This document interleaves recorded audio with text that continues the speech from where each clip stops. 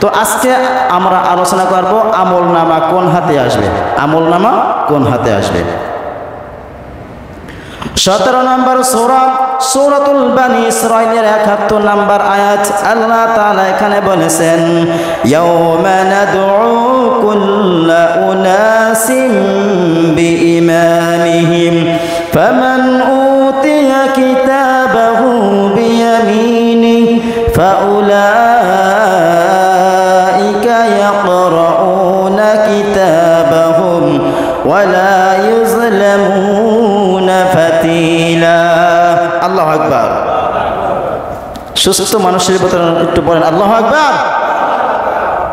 সব জায়গায় আওয়াজ কম করা ঠিক নয়, ঠিক না? যখন গোপন সভা পরামর্শ করা হয়, কাউকে ক্ষতি করবেন, কাউকে কিছু করার চেষ্টা করবেন, তখন ফিস ফিস করে কথা বলবেন যাতে দুইজনের বেশি কেউ শুনতে না পারে। আর যখন কাউকে উপকার করার চেষ্টা করবেন, দিনের স্বার্থে, ইসলামের স্বার্থে, জনগণের স্বার্থে, দেশের স্বার্থে, রাষ্ট্রের স্বার্থে যে কোনো কাজ, ভালো কাজ করার চেষ্টা করবেন। আরও 10 জনকে শোনাইয়া বলবেন, 10 জন আগ্রহী হয়ে এই 10 জনে ভালো কাজ করতে পারে, ঠিক না? গোপন কথা আস্তে, ভালো কথা জোরে, ঠিক আছে? এখানে আসছি আল্লাহর কথা আস্তে বলবো না, জোরে বলবো ইনশাআল্লাহ। এখন আল্লাহ রাব্বুল আলামিন আপনার আমার আমলনামা মিজানের পাল্লায় মাপ দিয়েছেন। এখন আপনার আমার আমলনামা কোন হাতে আসবে? প্রথমে আমরা ডান হাতের কথা বলি। যেহেতু নবী করিম সাল্লাল্লাহু আলাইহি ওয়াসাল্লাম যখন মানুষকে আহ্বান করতেন, আগে তাকে জান্নাতের কথা বলে মানুষকে আকৃষ্ট করতেন, তারপরে জাহান্নামের কথা বলতেন। আল্লাহ রাব্বুল আলামিন কোরআনে যখনই জান্নাতের কথা বলেছেন, তার সাথে সাথে জাহান্নামের কথা বলেছেন। আগে জান্নাতের লোভ লালসা দেখাইয়া তার বান্দাদেরকে তার আকৃষ্ট করে তিনি রব তার গোলাম বানানোর জন্য চেষ্টা করেন। তারপরে জাহান্নাম থেকে বাঁচানোর জন্য ভয় ভীতি দেখায়, বান্দা জাহান্নামে এইটা আছে, এই ভয়ঙ্কর শাস্তি আছে। আগে জান্নাতের কথা বলে জাহান্নামের কথা বলছেন, ঠিক না? এখন আমরাও ঠিক সেই কোয়ালিটি, সেই কিছু কথা বলবো। আগে জান্নাতি কারা যাবে, আমলনামা ডান হাতে কাদেরকে দেওয়া হবে, এই বিষয় নিয়ে আগে কথা বলি, পরে বাম হাতের কথা ইনশাআল্লাহ। ইয়াওমা নাদউ কুল্লা উনাসিম বিইমামিহিম। আল্লাহ রাব্বুল আলামিন যখন মিজানের পাল্লায় আমলনামা যখন মাপ দিবেন, যখন যেই বান্দার আমলনামা মিজানের পাল্লার নেকির পাল্লা ভারী হয়ে যাবে, তার হাতে যখন দেবেন, তখন আমার রব ডাক দিয়া বলবেন, ও আমার বান্দারা, দুনিয়ায় বসে যেই নেতাদের সাথে চলাফেরা করেছো, যেই নেতারা তোমাদেরকে ইসলামের প্রতি আহ্বান করেছে, যেই নেতারা আমি রব আমাকে চিনানোর জন্য আহ্বান করেছে, জান্নাতের দিকে আহ্বান করাইছে, জাহান্নাম থেকে বাঁচানোর জন্য যেই নেতারা তোমাদেরকে আহ্বান করেছে, সেই নেতাদেরকে ডাক দেওয়া হবে।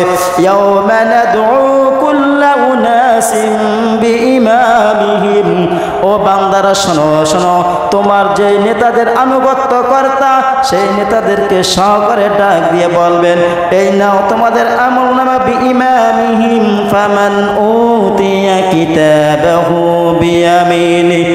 ও বান্দারা শোনো, এই নাও তোমার আমলনামা মিজানের পাল্লায় নেকির পাল্লা ভারী হয়েছে, আমি তোমাদের আমলনামা ডান হাতে দিয়ে দিলাম। সুবহানাল্লাহ।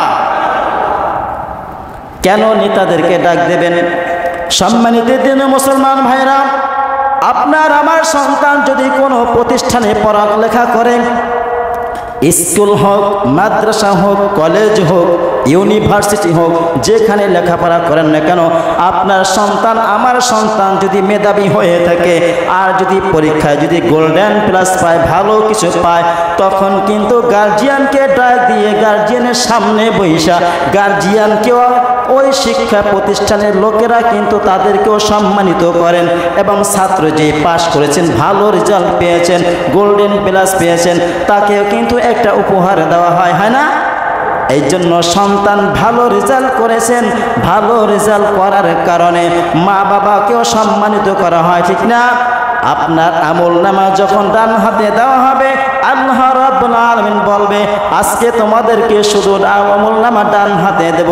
শুধু তাই নয়, তোমাদেরকে যারা গাইডলাইন ছিল, তোমাদের যারা সতর্ক করেছে, তোমাদেরকে যারা ইসলামের পথে আহ্বান করেছে, আমি রব আমাকে তোমাকে স্নানের জন্য আহ্বান করেছে, সেই নেতাদের সামনে বসে তোমাদেরকে পুরস্কৃত করে নেতাদেরকেও সম্মানিত করব। ফাউলাইকা ইয়াকরাউনা কিতাবাহুম, তারা নিজেদের কার্যকলাপ পাঠ করবে। নিজেদের কার্যকলাপ আমলনামা কি লেখা হয়েছে, ডান হাতে আমলনামা পেয়েছে, কি লেখা আছে, তখন তারা কাগজটা হাতে নিয়ে দৌড়াদৌড়ি করবে, দেখো এই যে আমার আমলনামা, দেখো এই যে আমার আমলনামা। আল্লাহ রাব্বুল আলামিন খুশি হয়ে আমার ডান হাতে আমলনামা দিয়েছে। মার কাছে যাবে, বাবার কাছে যাবে, আত্মীয় স্বজনের কাছে দৌড়ায় দৌড়িয়ে যাবে, দেখো আমার রব সন্তুষ্ট হয়ে আজকে আমলনামা আমার ডান হাতে দিয়েছেন। আমলনামা ডান হাতে দেওয়ার মানে জান্নাত নিশ্চিত, ঠিক না? এই জন্য আল্লাহ রাব্বুল আলামিন আমাকে জান্নাতবাসী করেছেন। আত্মীয় স্বজনের কাছে সবার কাছে দৌড়ে দৌড়াইয়া যাবে, দেখো আমার রব সন্তুষ্ট হয়েছে। আমারও ঠিক দুনিয়ায় বৈশা যখন স্কুল হোক মাদ্রাসা হোক, যখনই আমরা কোনো পরীক্ষা দিয়েছি, রেজাল্ট ভালো হয়েছে, রেজাল্টের কথা শোনার পরে মার কাছে যাই, বাবার কাছে যাই, বোনের কাছে যাই, খালা বাড়ি দৌড় দিয়া যাই, ফুফু বাড়ি দৌড় দিয়া যাই, চাচার ঘরে দৌড় দিয়া যাই, যাওয়ার পরে বলি আমাদের রেজাল্ট ভালো হয়েছে, ঠিক না? এইরকম যখন জান্নাতি লোকেরা যখন আমলনামা ডান হাতে পাবে, তখন তারা সবাইকে দৌড়াই দৌড়াইয়া আমলনামা দেখাবে, দেখো দেখো এই আমার আমলনামা।